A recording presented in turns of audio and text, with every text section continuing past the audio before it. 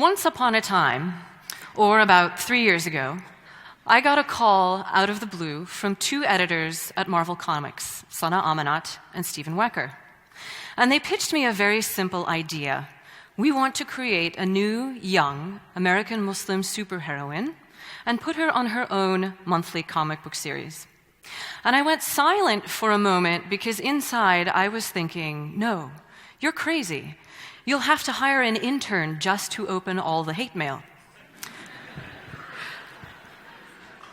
At that point, I'd been writing comics regularly for about 5 years, both my own work, including a graphic novel called Cairo, and a monthly series called Air, both from Vertigo Comics, and also company-owned superhero books with titles you might recognize, like Aquaman and Vixen. So I was familiar with what usually happens when you take a risk like this. This was a time when I couldn't write an issue of Superman without the usual suspects coming out of the woodwork on the internet to accuse me of being part of the socialist, homosexual, Muslim attack on American values. But above and beyond that, a series like this was, by the superhero industry math of the time, doomed to fail. It was the trifecta of death. New characters don't sell. Female characters don't sell. Minority characters don't sell. In order for a series like this to succeed, it would have to shatter decades of conventional wisdom. But who was I to say no to an opportunity like this? Of course I said yes, and with free rein to do whatever I wanted, got to work. Along with Sana Amanat, who became the series editor, and our amazing series artist, Adrian Alfana, I began crafting the backstory of a lovable, geeky, fanfic-writing Pakistani-American girl from Jersey City named Kamala Khan. When she wakes up one day with superpowers, the result of something called terrigen mist, which is an epigenetic terraforming gas created by a bunch of alien-human hybrids called the Inhumans, this will not be on the test, don't worry. She takes on the crime-fighting name Ms. Marvel.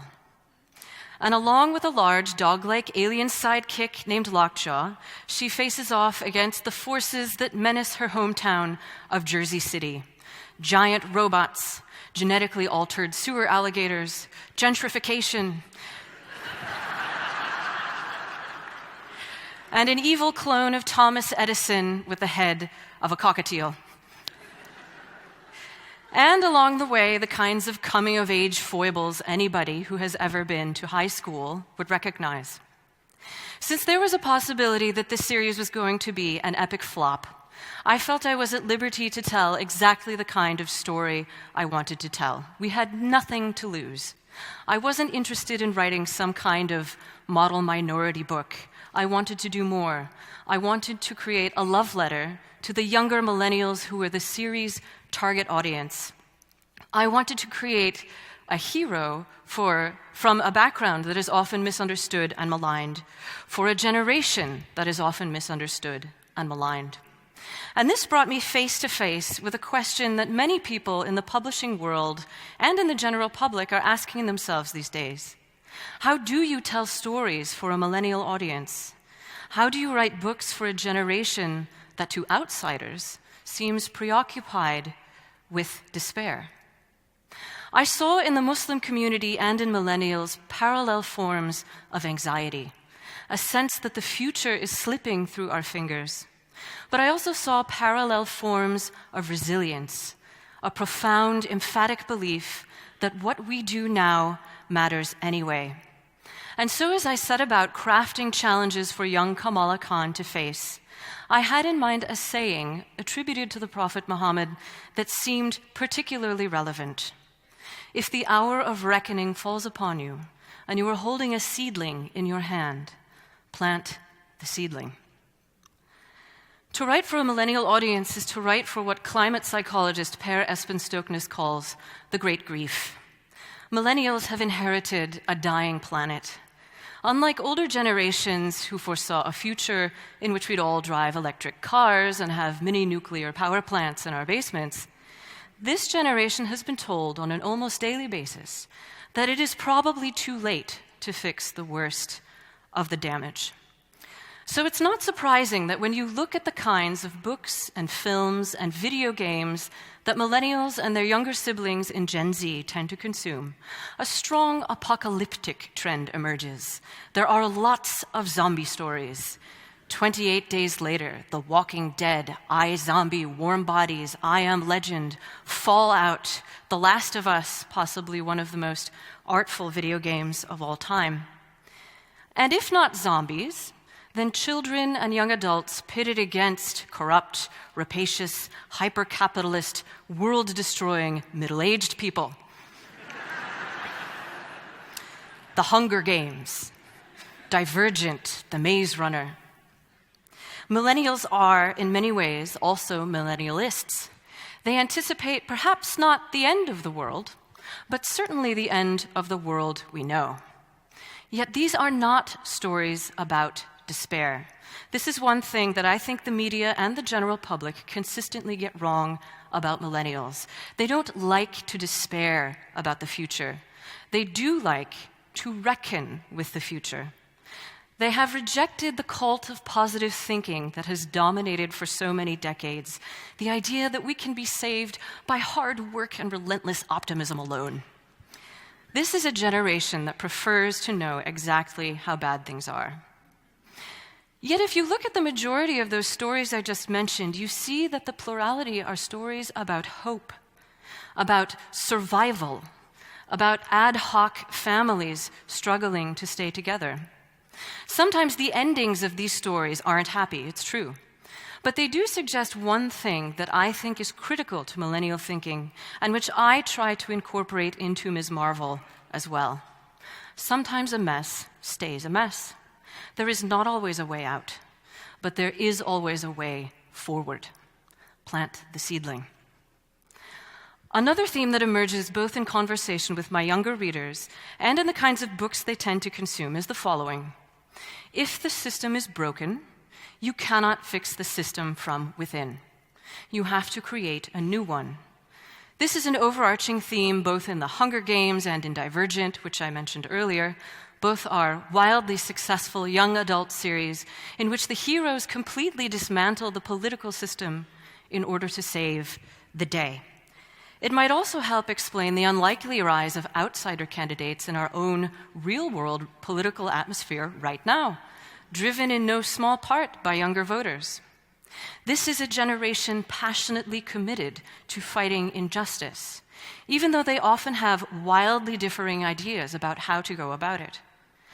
And that's why I felt comfortable making Ms. Marvel a paladin, a hero motivated solely by the desire to do good.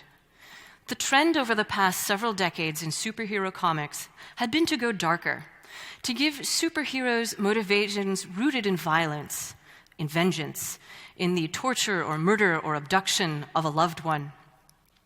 10 years ago, giving a brand new superhero a backstory that did not include something terrible happening would have been considered wildly ambitious. But I thought I saw a sea change in the comics reading audience, driven in no small part by this generational preoccupation with justice, with outsiders overthrowing broken systems. To me, it seemed completely plausible for a 16-year-old superhero to fight injustice and put herself in harm's way simply to put a dent in that broken system, because that is exactly what her real-life counterparts are doing. Black Lives Matter, Take Back the Night, Occupy, Anonymous, the original leaders of the Arab Spring. We are awash in youth-led civil rights and social justice movements. And so I was wildly ambitious, and I gave Kamala that rarest of superhero backstories, an intact family.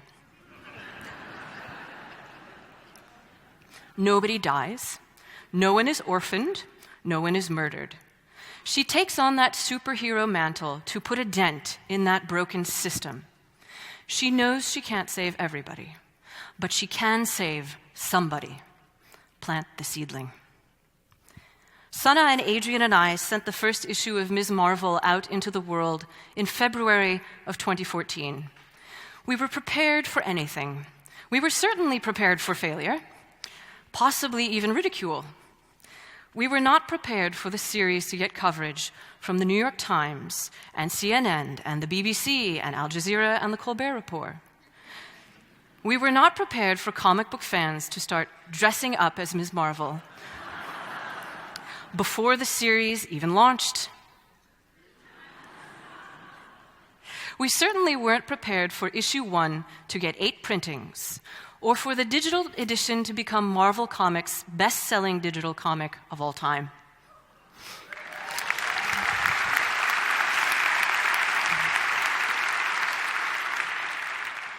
When the first anthology debuted on the New York Times bestseller list for graphic books, we were impressed. When the second anthology debuted on the New York Times bestseller list for graphic books, we were amazed. When the third anthology debuted on the New York Times bestseller list for graphic books, my literary agent called me and said, "Willow, what have you been doing differently on this book?" None of my other books had sold on this scale, so he might well ask, "What's the secret?" And I told him honestly, the secret is the audience. The angry, joyful, uninhibited, multi-ethnic, multi-everything millennial audience. All Adrian and Sana and I did was hold up a mirror. That might not seem like a lot, but at a time when millennials and their younger siblings in Gen Z are the subject of angry screeds in newspapers and magazines almost every week, it was enough. What I am proudest of is not writing Marvel's first Muslim leading lady. I am proudest of the fact that within a few months, no one was calling her that anymore.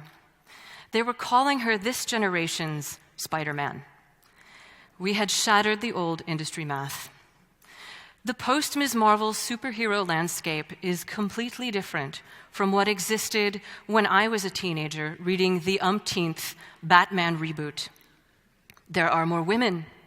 There is more racial and social diversity. There are more young adult books, all because of the ferocity and the political will of that audience. The trend these days is to suggest that the world is moving forward in spite of millennials. I would like to suggest that the world is moving forward because of them. Plant the seedling. Thank you.